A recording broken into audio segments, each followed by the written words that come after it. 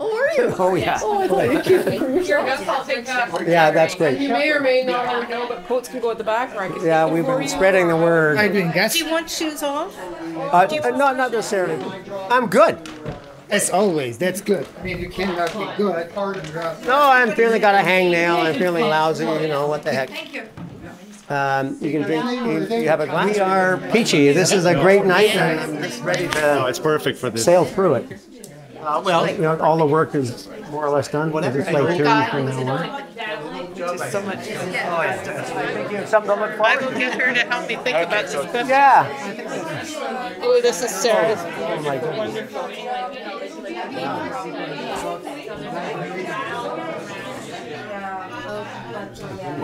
Is that a sample? Wait for me.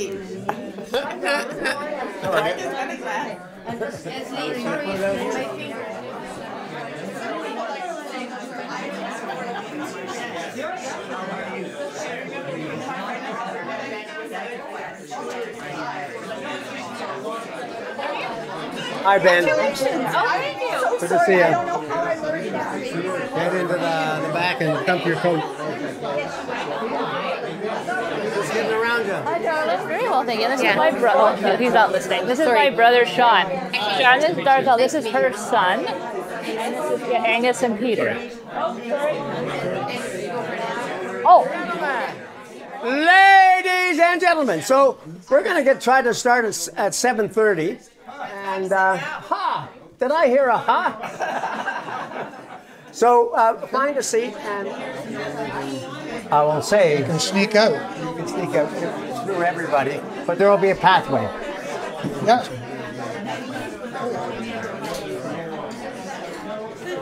Those kids, Ewan's kids are like, They're 2 giant. feet taller than Yeah, no, they were little ones. All right, here, so you have to bring the haggis in, and you're in the way. Fall on you. Good for you, Peter. This is so fabulous. All right, everybody, we're going to get going. It's so great to have everybody here. I'm going to, because I have the mic in the right place. I know I'm going to cry because we haven't seen actual people in front of our faces for 3 years, which is so wonderful, and it's just great. And so I just want to just start. For how many people is this the first time they've been here? There's a few. Welcome.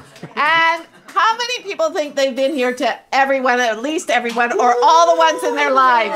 Yeah.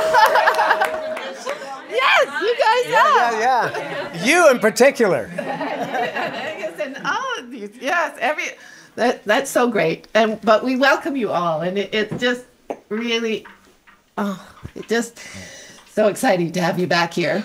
And I mean, who knew that this guy, starting back with his bagpipes, would end up with this just wonderful neighborhood thing that we do. And not just neighborhood, like we pull in people from all over, and it's just really turned into a real gift. So thank you for joining in. Thank you for being here. And I guess on with the show.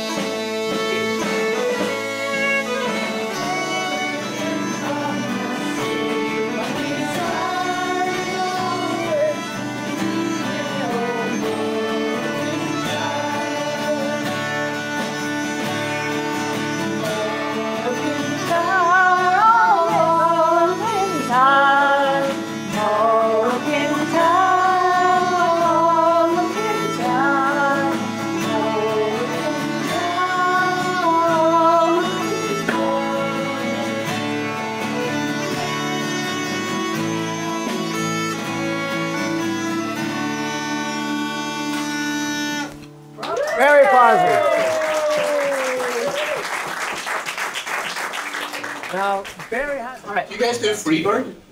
Sorry. We'll do some blues later down at the other place.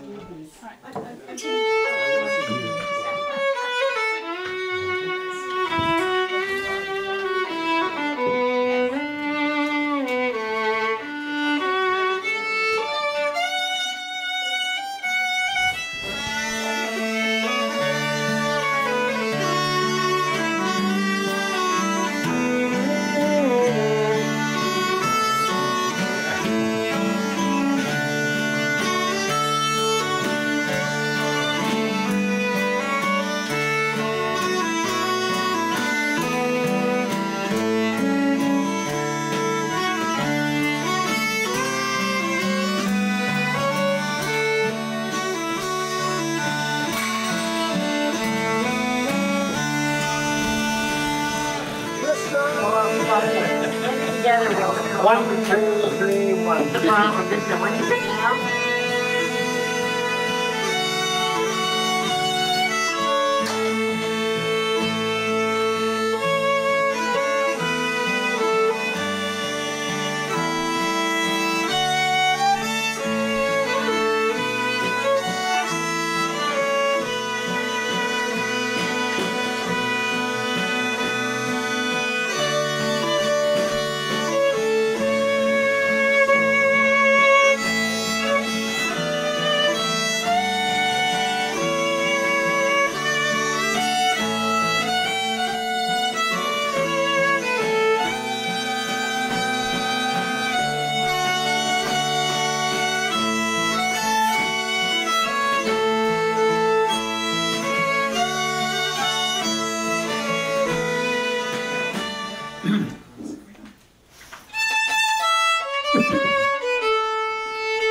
out on the Myra on warm afternoon, old men go fishing with a light line and stream. And if they catch nothing, they never complain. And I wish I was with them again.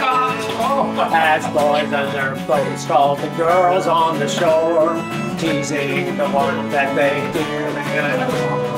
And into the evening the courting begins, and I wish I was with them again. Can you imagine a piece of the universe, orphan for princes and kings? I'll take 10 of your cities for Mary and Bridge, and the pleasure it brings.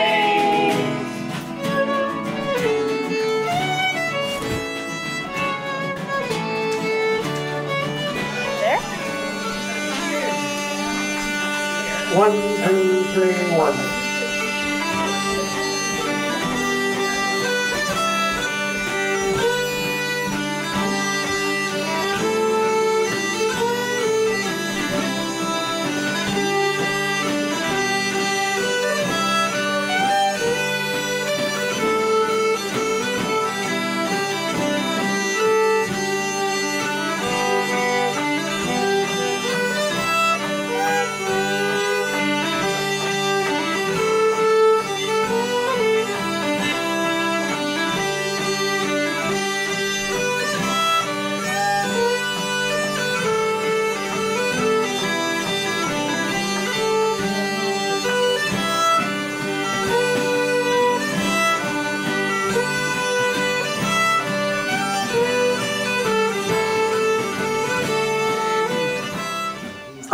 I am neither a scholar nor a poet, but I do have a Scottish accent, so we're going to do our best. I've got two poems for you tonight. One is, of course, from the bard himself, Burns. It apparently was the last recorded poem that he wrote. And also I think it's appropriate, not so much for tonight, but for some of the recent weather we've been having. So I thought I'd inflict this on you this evening. And here we go. It's called "O Wert Thou in the Cold Blast." O wert thou in the cold blast on yonder lea, my plaidie to the angry air, I'd shelter thee, Or did misfortune's bitter storms around thee blaw, thy bield should be my bosom, to share it all.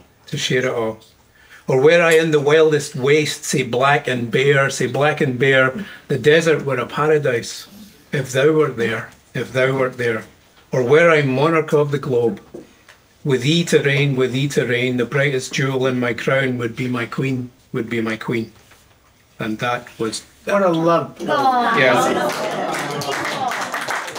Every time Burns wrote poetry, someone was swooning somewhere. So the second poem is not Burns. It's a poet called Liz Lockhead, who used to be an old drinking buddy of my mother's, strangely enough, in the tiny world that Scotland is. It's I'm sorry to tell you it's slightly longer, but I think you'll enjoy it. I'm enjoying it. So here we go. It's called Kid's Poem, Bairnsang. Don't start. It was Karen. It's always Karen. It was January and a guy dreich day, the first day I went to the school, so my ma happed me up in my good navy blue nap coat with a red tartan hood, burled a scarf around my neck, put on my pixie and my poggies. It was that bitter. Said, "Knew you'll no starve." Gave me a wee kiss and a kid on scalp on the bum and sent me off to the playground, to the place I'd learned to say, it was January and a really dismal day. And the first day I went to school, so my mother wrapped me up in my best navy blue top coat with the red tartan hood, twirled a scarf around my neck, pulled on my bobble hat and mittens, it was so bitterly cold, said, "Now you won't freeze to death." Gave me a little kiss and a pretend slap in the bottom and sent me off across the playground to the place I'd learned to forget to say. It was January and a gaidrich day. The first day I went to the school, so my ma happed me up in my good navy blue nap coat with a red tartan hood, burled a scarf around my neck, put on my pixie and my pockies. It was that bitter. Oh, saying it was one thing, but when it came to writing it in black and white, the way it had to be said was as if you were posh, grown up, male, English, and dead. So there you go. But who's the rustic? Both are. Oh, You're okay. both going to get whacked. Okay, So- nobody's getting You're the taller one. Whoa, whoa, whoa, whoa, whoa. Well, it doesn't matter. Whoever's at the front. No electricity. Oh yeah, no, it's You have to be to one side.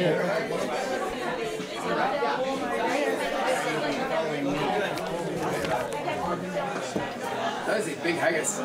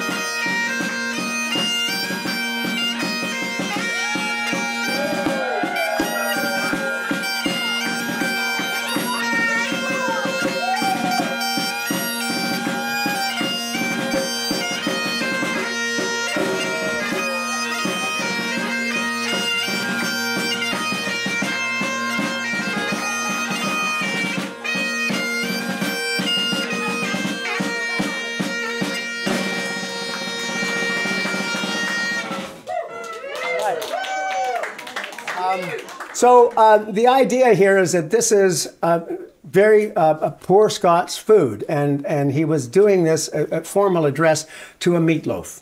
It's a way of it's a 18th century hamburger helper. It is mainly oatmeal and pearl barley and that kind of thing. A little bit of ground meat, and yes, there's a liver. But the idea is to stretch the taste of the meat through all this poor people's food. So he wrote this poem as a panegyric. It's a mock heroic poetry about a meatloaf. And so you'll pick it up. It's kind of like Jabberwocky. The verbs are there, but all the words are kind of incomprehensible. But you'll get it. I just now have to sort of Channel. Right into channel. The bard. Fair forward on a sonsy face, great chieftain of the Poodle race. Upon them all you tell your place, Ponch, Triper, Therm, and weel are you worthy of a grace as lang as we are. The groaning trencher there you fill, your hurdies, like a distant hill. Your pin would help to mend the mill in time of need, while through your pores the dews distill like amber bead. His knife, see rustic labor dict, and cut you up with ready slicked, drenching your gushing entrails brick like on a ditch. But then, oh, what a glorious sick! It's warm, reeking, rich. Then horn for horn they stretch and strive, deal take the hindmost on they drive, till all their well-swelled kites belive are bent like drums. The old goodman most like to ride, we think it humps. Now is there that o'er his French ragout, or alieu that would staw a sou, or a fricassee that would mock or spew, with perfect scunner, and he'll look down with sneer of scornful view and such a dinner. Poor devil. Poor devil. See him over his feckless rash, his spindle shank a good whipped lash, his knee beknit, through bloody flutter field to dash. How it unfit. But mark the rustics! Whoa! Haggis fed! The trembling earth resounds his tread. Clapped in his woolly knee but bled. He'll make a whistle, and legs, and arms, and heads will sned like the tops of thistles. Now we have the invocation. Bow your heads, please. Ye powers that make mankind your care, and dish them out their bills of fare. Old Scotland wants nae stinking ware that jups and luggies, but if you want her grateful prayer, you'll gie her a haggis. We got her.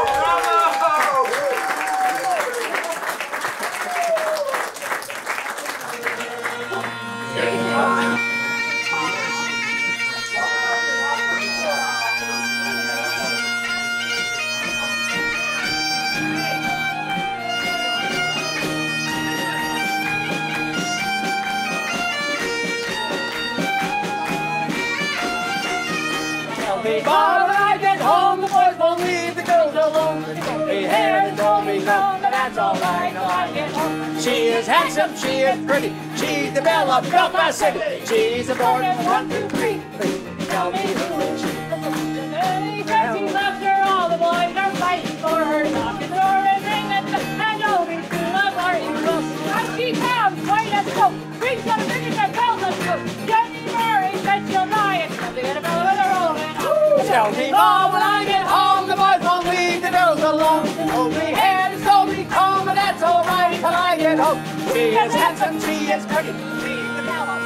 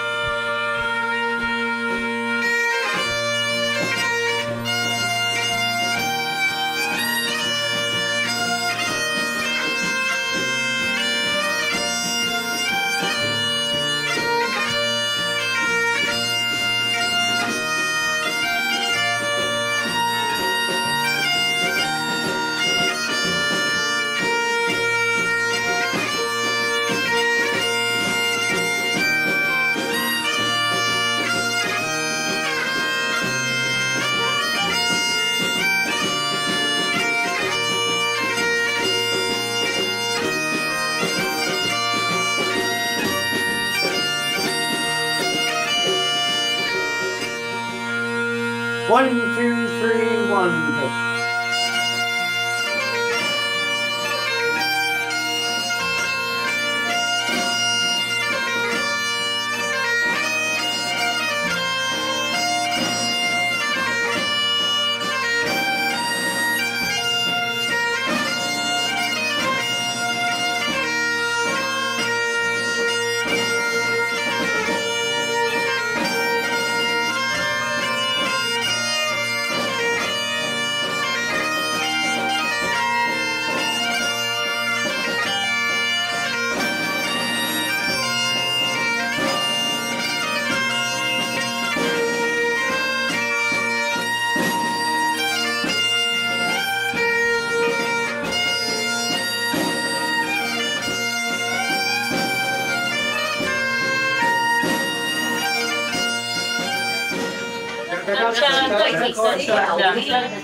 There we go. Yes. A little bit slower, I think. Yeah.